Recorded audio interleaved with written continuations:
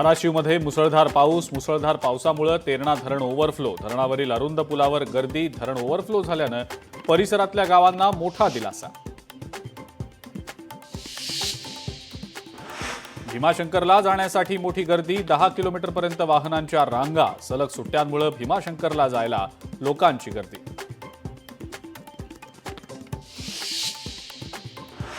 धाराशिवमध्ये पालकमंत्र्यांच्या बैठकीमध्ये गोंधळ, बैठकीमध्ये ओमराजे निंबाळकर आणि आनंद पाटील यांच्यात शाब्दिक चकमक. मंत्री सरनाईकांनी पवनचक्की ठेकेदार आणि शेतकऱ्यांची बोलावली होती बैठक.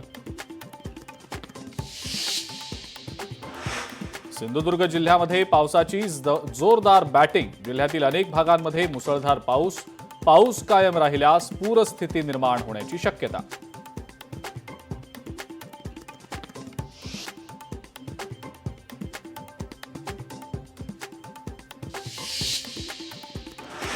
हिंगोली जिल्ह्यातही मुसळधार पावसामुळे नदी नाल्यांना पूर, आजेगाव जवळील ओढ्याला पूर आल्यानं रस्त्यावरची वाहतूक ठप्प.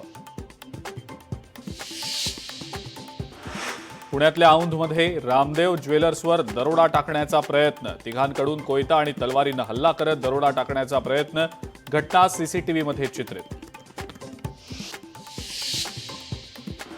पिंपरी चिंचवडच्या निगडी परिसरात ड्रेनेजमध्ये 3 कामगारांचा मृत्यू, केबल टाकण्यासाठी ड्रेनेज लाईनमध्ये उतरलेल्या कामगारांचा मृत्यू.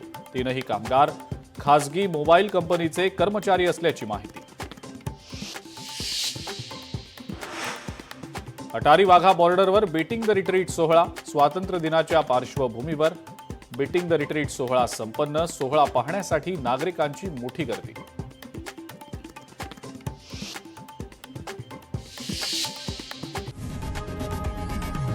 लोकशाही मराठी ऐका, पहा, जागरूक रहा.